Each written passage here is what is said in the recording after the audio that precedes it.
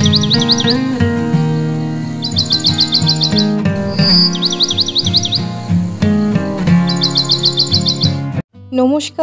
আমি শিল্পা। আপনাদের সকলকে স্বাগত আমার চ্যানেল শিল্পা ডট প্রবীরে আরও একটি নতুন ব্লগে। আশা করি আপনারা সকলে ভীষণ ভালো আছেন আর সুস্থ আছেন, আর আমরাও কিন্তু বেশ ভালোই আছি। গরম সম্পর্কে আর আলাদা করে কিছু বলার নেই। গরমকাল গরম হওয়াটাই ভীষণ স্বাভাবিক, কিন্তু এটা যে এত মাত্রায় বাড়বে সেটা আমি কখনোই ভাবতে পারিনি। তাই আমি একটু অপেক্ষা করছি বৃষ্টির জন্য, কবে একটু বৃষ্টিটা পড়বে আর ওয়েদারটা ঠান্ডা হবে। আর যতক্ষণ না বৃষ্টি হচ্ছে আমার কাছে শর্টকাটে একটা তৃপ্তিদায়ক আর শান্তির একটা পথ হলো আইসক্রিম খাওয়া। তো এই গরমে না আইসক্রিমটা খেতে আমার বেশ ভালো লাগে, তাই ভাবলাম আজকে আর বাইরে থেকে কিনবো না, একটু নিজেই বানাই। সবার প্রথমে 4 কাপ মেপে 2 কাপ দুধ নিয়েছি আর 1 প্যাকেট নিয়েছি পাউডার দুধ। পাউডার দুধটা খুব ভালো করে দুধেতে গুলে নিয়েছি। সামান্য পরিমাণ চিনি দিয়েছি, খুব একটা চিনি দেওয়ার দরকার নেই, মানে পরিমাণ মতন দিলেই হলো। দুধটা যেহেতু কাঁচা তাই একটুখানি ফুটতে বসিয়ে দিয়েছি। আর এদিকে আমি 2 চামচ কাস্টার্ড পাউডার নিয়েছি ভ্যানিলা ফ্লেভারে। খুব ভালো করে এবার দুধের মধ্যে গুলে নিয়ে আর ফুটন্ত দুধের মধ্যে এটা মিক্স করে নেব। এবার খুব ভালো করে জাল দিয়ে নিয়ে একটু ঘন করে নেব। এখন কিন্তু দুধটা বেশ ঘন হয়ে গেছে। এবার এটা গ্যাস বন্ধ করে দেবো, এরপরে আরও একটু গাঢ় হয়ে যাবে। দুধের এই মিশ্রণটা এখন পুরোপুরি ঠান্ডা হয়ে গেছে। একটুখানি মিক্সারিতে ঘুরিয়ে নেবো, এতে করে কিন্তু খুব সুন্দর স্মুথ হয়ে যাবে ব্যাপারটা।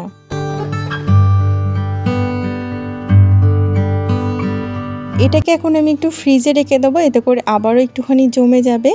আর তারপর আমি এখানে ফ্রেশ ক্রিমটাকে খুব ভালো করে ফেটিয়ে নিচ্ছি। তবে আমি এটা ডাল ঘাঁটা দিয়ে করছি, এতক্ষণ চামচ দিয়ে করছিলাম, ঠিক সুবিধা হচ্ছিল না।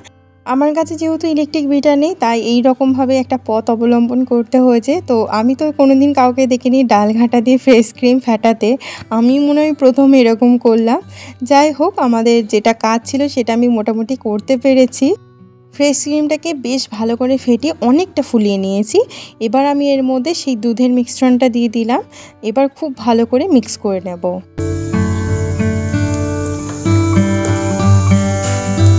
এবার আইসক্রিমটাকে সেট করতে দেওয়ার পালা। তো এখানে একটা টিফিন কৌটো নিয়েছি। এবার এর মধ্যে আইসক্রিমের পুরো মিক্সটা দিয়ে দিলাম।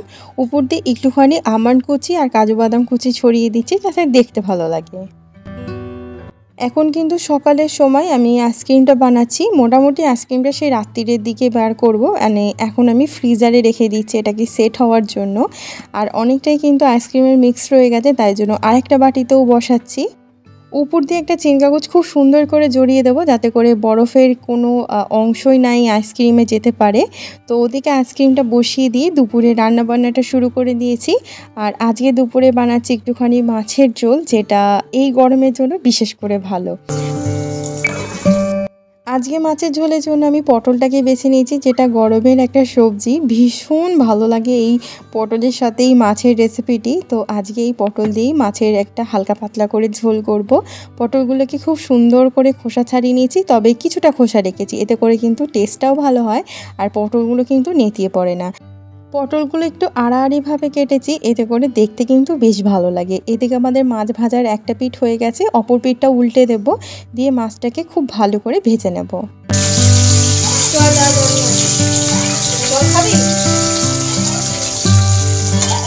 মাছটা ভাজা হতে হতে আলুটাও কেটে নিয়েছি। এদিকে আমাদের মাছ ভাজা হয়ে গেছে, এবার মাছ ভাজাটাকে তুলে নেব।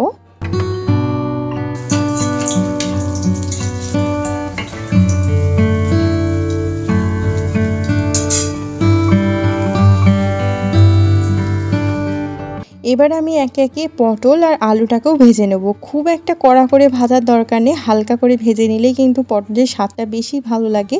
পটলটা ভাজা হয়ে গেছে, এবার পটলটাকে তুলে নিয়ে আলুটাকেও ভেজে নেব।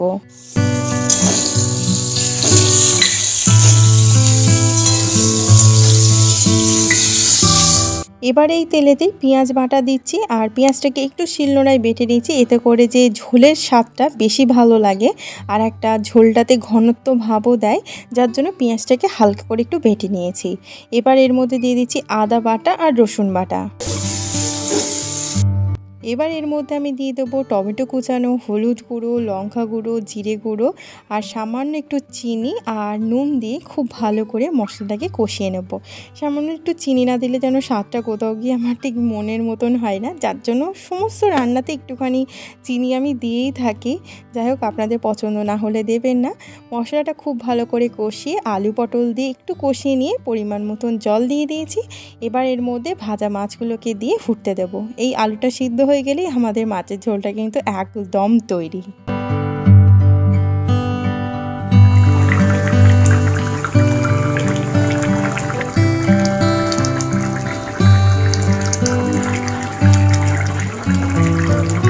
দুপুরে রান্নাবান্না কমপ্লিট, তাহলে চলুন খাওয়া দাওয়াটাও সেরে নিই। তো এখানেই গরম গরম ভাত বেড়ে নিয়েছি, তার সঙ্গে আলু পটল দিয়ে মাছের ঝোল। একদম হালকা একটা রেসিপি, কিন্তু এত তৃপ্তিদায়ক, গরমের জন্য বিশেষ করে ভালো। আর আজকের আমার ব্লগটি কেমন লাগলো অবশ্যই কিন্তু একটা কমেন্টের মাধ্যমে জানাতে একদম ভুলবেন না। আর যদি ব্লগটি ভালো লেগে থাকে একটা লাইক দিয়ে দেবেন। চাইলে আমার চ্যানেলটিকে সাবস্ক্রাইব করে আমার পাশে থাকতে পারেন। আর যারা ফেসবুক থেকে দেখছেন তারা আমার পেজটিকে ফলো করতে পারেন। এখন তো আমি চলে এসেছি বাইরে, ছোট্ট বাবাটাকে ঘুম পাড়িয়ে দিয়েছি আর সমস্ত জামা কাপড়গুলো তুলে নেব। আর ছোট্ট বাবাটা এখন ঘুমাচ্ছে আর আমি ঘরের সমস্ত কাজগুলো আর কি গুছিয়ে নিচ্ছি। এখন তো জামা কাপড়টা আগে তুলে নিই, তারপর তো ঘরের অনেকই কাজ আছে, আমাদের তো কাজের কোনো শেষ নেই।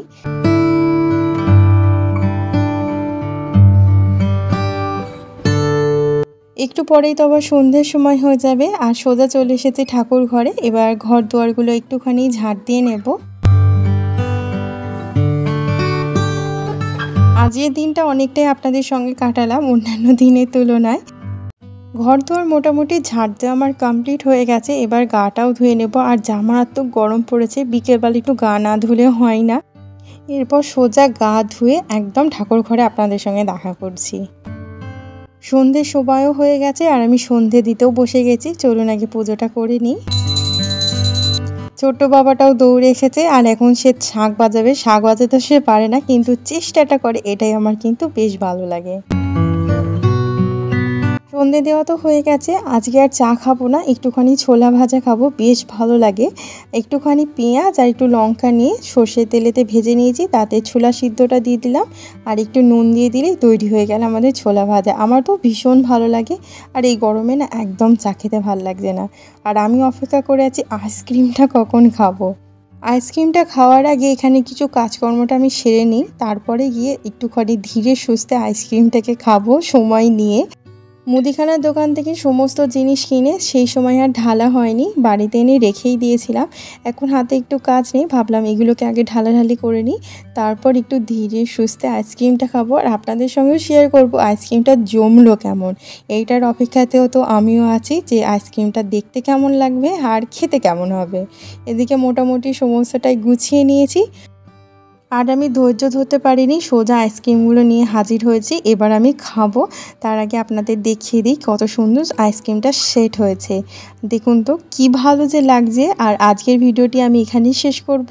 খুব শীঘ্রই দেখা হবে আর একটি নতুন ভিডিওতে। ততক্ষণ খুব ভালো থাকবেন আর সুস্থ থাকবেন। যাওয়ার আগে আইসক্রিমটা একটু কেটেও দেখাবো যে জিনিসটা হয়েছে কেমন।